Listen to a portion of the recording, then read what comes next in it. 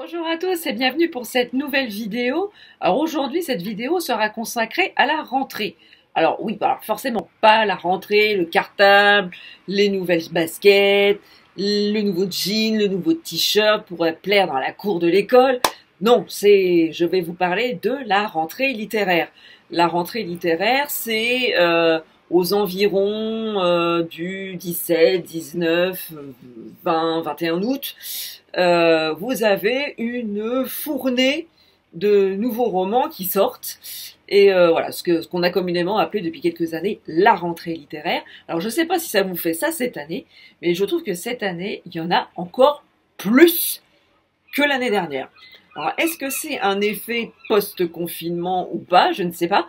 Mais en tout cas, je trouve quand on va sur les sites des maisons d'édition ou sur les sites commerçants ou sur les sites de nos librairies, je trouve qu'on va être submergé. Et quand on regarde un petit peu, là, quand j'ai commencé à faire un petit peu ma petite liste pour préparer cette vidéo, je me suis dit, ouf, on va se restreindre un petit peu, parce que sinon ça va être un peu catastrophique, hein, cette rentrée littéraire. Donc voilà, tous les romans que je vais vous présenter, ce sont ceux bien évidemment qui m'intéressent. Alors j'ai vu passer quelque chose sur Twitter l'autre jour qui m'a fait un petit peu réagir. Il disait ouais, voilà, la rentrée littéraire, c'est pour les intellos. Euh, il m'arrive de lire des romans de la rentrée littéraire, c'est pas pour autant que je me sens plus intello que les autres. Non, c'est un style de littérature, c'est principalement de la littérature blanche.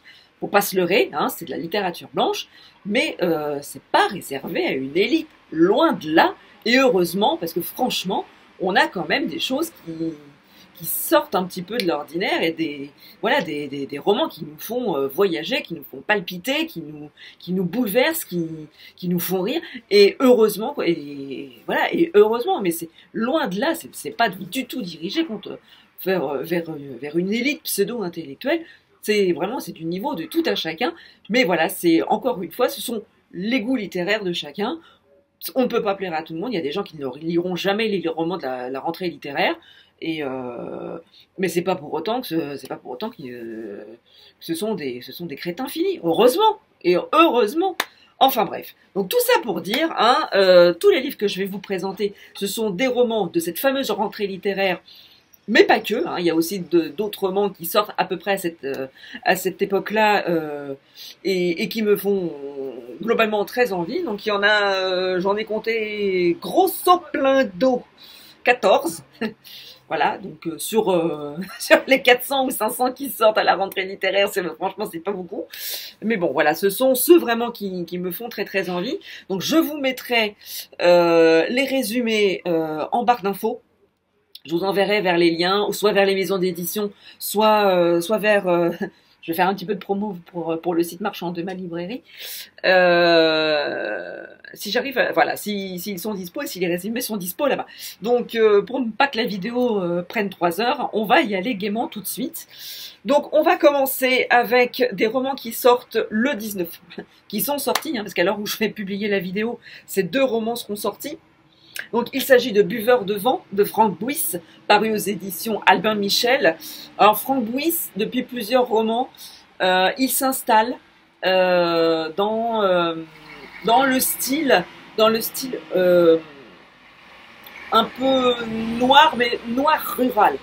Il nous fait depuis quelques romans, alors peut-être pas avec Né sous une autre femme, avec son précédent roman. Voilà, je vais arrêter de dire des bêtises. Non, arrête de chercher.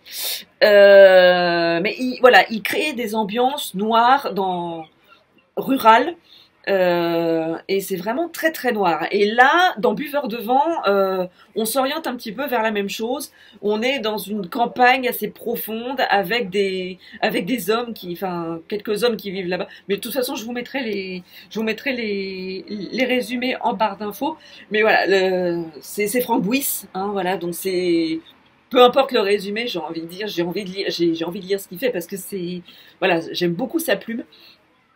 Et c'est vraiment un auteur qui commence à percer et à se créer une place dans dans les romans de ce type-là, d'ambiance rurale et d'ambiance noire. Euh, Deuxième roman qui sort le 19 août aussi chez Albin Michel, c'est la sortie incontournable de cette rentrée littéraire. C'est le nouveau roman d'Amélie Nothomb qui s'intitule Aérostat. Voilà, pareil, hein, je vous mets le résumé en barre d'infos. Alors, j'aime beaucoup Amélie Nothomb. J'ai beaucoup aimé ses premiers romans, Stupeur et Tremblement, tous ses premiers romans. Je trouve que depuis quelques années, ses romans sont un peu de niveau un peu inégal. J'avoue que maintenant, je les achète moins parce que, alors d'abord c'est parce que ce sont des romans qui sont très très courts et ça me fait pas très longtemps quoi. Je m'installe une après-midi, en début d'après-midi sur un transat avec un Amélie Nothomb, je me relève 3 heures après, le roman est terminé, voyez-vous. Donc je me dis que bon, alors, je pense que je l'emprunterai à la bibliothèque quand il sera disponible, mais voilà, c'est quand même un incontournable de la rentrée littéraire, c'est le nouveau Amélie Nothomb qui sort tous les ans à la même époque. Alors, autre sortie qui m'intéresse, cette fois-ci, on passe au 26 août, toujours chez Albin Michel, le nouveau roman de Patrick Bowen, L'heure du diable. Alors, Patrick Bowen, il est médecin de profession, de métier, et voilà, il écrit des romans, des thrillers dans le domaine médical, avec toujours un petit peu de médical dedans. Je ne sais pas si dans l'heure du diable ce sera également le cas, mais j'aime beaucoup sa plume, j'aime beaucoup ce qu'il écrit. C'est très prenant, c'est haletant, et c'est toujours très très bien écrit et très bien documenté. Donc voilà, et ça fait très longtemps qu'il n'a pas sorti de roman, donc pour tous ceux qui le connaissent et tous ceux qui sont fans de son écriture, c'est une sortie qu'on attendait tous depuis un certain temps, et ses nombreux fans seront, et moi la première, au rendez-vous de cette nouvelle sortie. Alors ensuite, nous passons au 27 août avec chez Lumen le tome 2 de Cassidy Blake, chasseuse de fantômes plongée dans les catacombes, qui va sortir le 27 août. Donc j'ai lu le premier tome il n'y a pas tellement longtemps, je crois que c'était avant les vacances. J'avais beaucoup aimé cette plume, j'avais beaucoup aimé le personnage de Cassidy, et bon voilà, le tome 2 sort très rapidement, donc j'espère très très vite me replonger dans et continuer l'aventure avec ce personnage dans la chasse aux fantômes. Le 27 août sort également 5 doigts sous la neige de Jacques Saussé, qui va paraître aux éditions Cosmopolis. Alors, voilà, Jacques Saussé, je suis fan depuis ses tout débuts, je suis cet auteur-là depuis ses tout premiers romans. Donc là, son nouveau roman sort chez une nouvelle maison d'édition. Je reviendrai pas sur la polémique de son ancienne maison d'édition, hein, dont l'aventure s'est terminée assez brusquement et de très triste façon, hein, mais je ne reviendrai pas là-dessus. Mais en tout cas, voilà, 5 doigts sous la neige, son nouveau roman, je pense que c'est encore un one-shot, ce ne sera pas avec ces personnages récurrents, mais je vous mettrai bien évidemment le résumé en barre d'infos et les couvertures là où ça voudra bien se mettre, hein, étant donné que je ne suis pas une pro du montage, comme vous avez pu vous rendre compte sur les différentes vidéos. Donc voilà, le 27 août sort également aux éditions Fleuve Noir, Terminal 4, le nouveau roman d'Hervé Jourdain. Alors Hervé Jourdain, c'est pareil, c'est un ancien policier de métier, et il s'est mis à l'écriture, et à chaque fois ses récits sont très très réalistes. On a vraiment l'impression d'être à l'intérieur du commissariat, à l'intérieur de l'équipe. On connaît toutes les procédures, toutes les subtilités des enquêtes, et tous les outils à disposition des policiers nous sont vraiment racontés et bien expliqués. Et je trouve que ça donne beaucoup de réalisme à ces romans. Et c'est toujours un peu comme ça quand on a des gens de métier qui se mettent à l'écriture. On sent quand même cette patte de métier, cette technicité qui transpire dans les récits et qui donne beaucoup de profondeur au récit. Donc ici, on retrouve son équipe d'enquêteurs dans une nouvelle enquête qui va les mener à l'aéroport de Roissy-Charles de Gaulle. Le roman va débuter sur un incendie à côté d'un des terminals, d'un des nouveaux terminals de Roissy-Charles de Gaulle. Voilà, le roman commence comme ça. Donc ce roman-là, j'ai eu la chance de lire en avant-première. Vous aurez ma chronique sur ce roman dès sa sortie, donc dès le 27 août. Donc alors, je ne sais pas si ça paraîtra le jour même ou dans les jours quelques jours après, mais en tout cas, vous l'aurez et vous aurez mon avis beaucoup plus complet. Ensuite, on passe au 28 août. Sort le deuxième tome des Veilleurs de Jean-Luc Bizien, paru aux éditions Kivre. Arrête de dire paru, il n'est pas paru encore. Apparaître aux éditions Memnos, dans la collection Naos, de mémoire. Alors, Jean-Luc Bizien, je le connais depuis, c'est un auteur que je connais depuis de nombreuses années, que j'ai rencontré dans des salons à plusieurs reprises. C'est un homme que j'aime beaucoup. J'aime beaucoup, c'est un homme très attachant et c'est un auteur de talent parce qu'il il excelle dans n'importe quel genre. Il peut vous sortir un thriller, il peut vous sortir un roman jeunesse, un roman d'aventure. Voilà, vous fermez les yeux et vous y allez quoi. Si j'ai un roman à vous conseiller de cet auteur, c'est sa saga sur la Corée du Nord. C'est absolument, si j'y pense, je vous mettrai les liens dans les barres d'infos. C'est vraiment une saga qui vous fait comprendre, qui vous donne un peu une idée de ce qui se passe dans ce pays, où on voit un peu, enfin, où les médias nous montrent un petit peu ce qu'ils peuvent nous montrer, mais franchement, c'est une immersion là-dedans, et on en ressort un peu. Ça fait froid dans le dos quand même.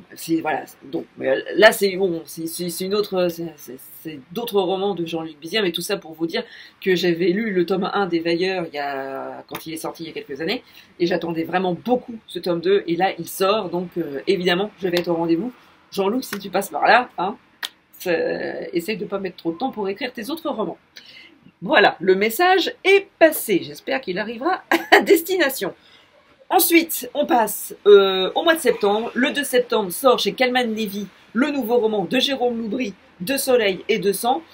Alors c'est un roman que j'attends vraiment beaucoup parce que Jérôme Loubry, en 3 romans, il a fait une entrée fracassante sur la scène du thriller français. C'est un auteur qui a su imposer un style et qui, à chaque roman, vous retourne comme des crêpes. Hein. Notamment son dernier, Les Refuges. Moi, personnellement, la fin, elle m'a retourné comme une crêpe bretonne. Et hop, ajoutez les œufs, l'œuf, les œufs, le jambon, le fromage, ça vous fait une galette complète. Voilà. Donc c'est un peu dans cet état d'esprit que je suis ressortie à la fin des Refuges. Ça m'a donné une claque. Et ces 2 premiers romans, ça a été pareil. Donc là, j'attends vraiment beaucoup de ce nouveau roman. J'espère qu'il va encore me surprendre. Et donc, je vous dirai ça assez rapidement, bien sûr. Le 3 septembre sort aux éditions XO le nouveau roman d'Amélie Antoine, Le jour où. C'est pareil, Amélie Antoine, à chaque roman, elle arrive à vous retourner comme une crêpe.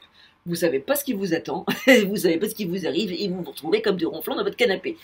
Donc voilà, c'est ça le style d'Amélie Antoine. Elle vous prend doucement par la main, voilà, elle vous entoure un petit cocon, voilà. Bon, elle vous donne 2-3 taloches derrière la tête pour vous assommer quand même un petit peu dans le roman. Et le dernier retournement, patatras, vous vous retrouvez les 4 fers en l'air dans votre canapé. Et vous savez pas ce qui vous arrive. Donc c'est ça, la patte Amélie Antoine. Donc j'attends beaucoup encore de ce roman. On passe au 10 septembre, sort chez Fleuve Noir, Le silence de la ville blanche de... Alors pardon d'avance, je sens que je vais écorcher le nom de Eva Garcia Sainz de Serturi.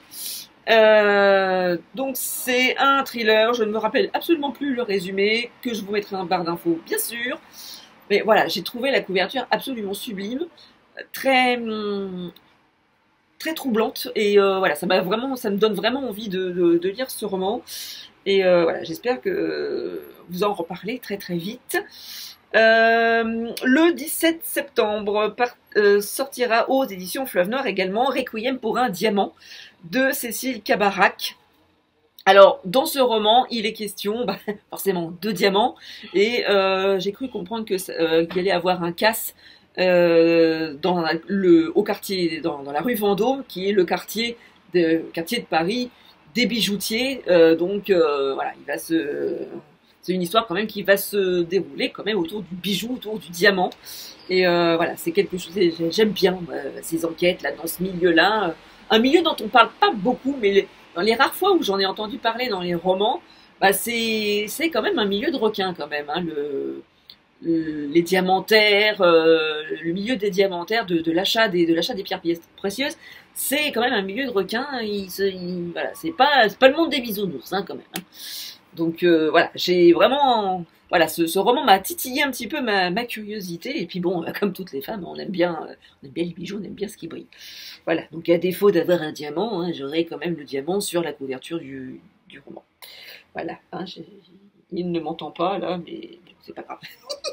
Bref, s'il regarde la vidéo, il verra. Le 17 septembre sort également aux éditions XO le nouveau roman de Nicolas Beuglet, intitulé Dernier message. Je n'ai pas lu les autres romans de Nicolas Beuglet, même si j'ai très très envie de les lire. Et bon bah voilà, je me note son dernier roman sur ma wishlist, hein, n'est-ce pas? Et j'espère lire les autres avant de lire celui-ci, mais en tout cas celui-ci va rejoindre ma palle incessamment sous peu, c'est sûr. Enfin, nous passons au 29 septembre, et ce sera le dernier roman que je vous présenterai pour cette vidéo. Et non des moindres, parce que c'est voilà, c'est le dernier roman d'un de mes auteurs préférés, si ce n'est mon auteur préféré. C'est le nouveau roman de Marc Lévy, C'est arrivé la nuit, qui va sortir aux éditions Robert Laffont. Ah voilà, la voix off est en train de me faire des grimaces derrière. Ah, ah.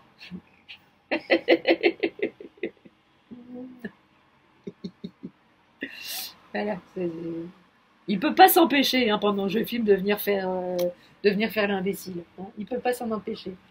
Oui, c'est ça, fais-moi un boujou de loin. Voilà, il est en train de faire des bêtises, heureusement que vous ne le voyez pas. Bref, donc j'en étais donc. Oui, donc le nouveau roman de Marc Lévy sort au mois de septembre, fin septembre, le 29 septembre, aux éditions Robert Laffont. Donc apparemment, d'après ce que j'ai cru comprendre, c'est le premier tome d'une série. Donc évidemment, c'est un des romans que j'achèterai dès sa sortie. Évidemment, parce que Marc Lévy et moi, c'est un auteur que j'aime depuis ses débuts. J'adore ce qu'il écrit. J'ai jamais été déçue. C'est des lectures doudou pour moi. Donc j'ai très très hâte de voir dans quoi il s'est lancé cette fois-ci. Donc je vous en reparlerai au mois de septembre, au moment de sa sortie, quand je l'aurai acheté, bien évidemment. Donc voilà, cette vidéo est à présent terminée. J'espère qu'elle vous aura plu. Voilà, n'hésitez pas à me dire en commentaire quels sont les romans que vous avez repérés pour cette rentrée littéraire au sens large du terme. N'hésitez pas à me dire si les romans que je vous ai présentés vous intéressent également.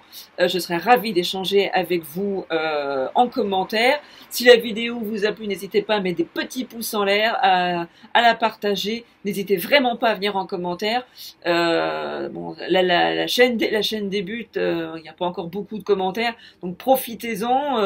Je peux y répondre tout de suite, et c'est comme ça qu'on échangera, même tous ensemble sur ces romans. Si vous n'êtes pas encore abonné à la chaîne, n'hésitez pas à vous abonner, c'est gratuit, ça fait plaisir. Et ça ne fait de mal à personne, bien évidemment. Sur ce, je vous laisse ici. Je vous souhaite de très très belles lectures. Et je vous dis à très bientôt pour une nouvelle vidéo. Ciao!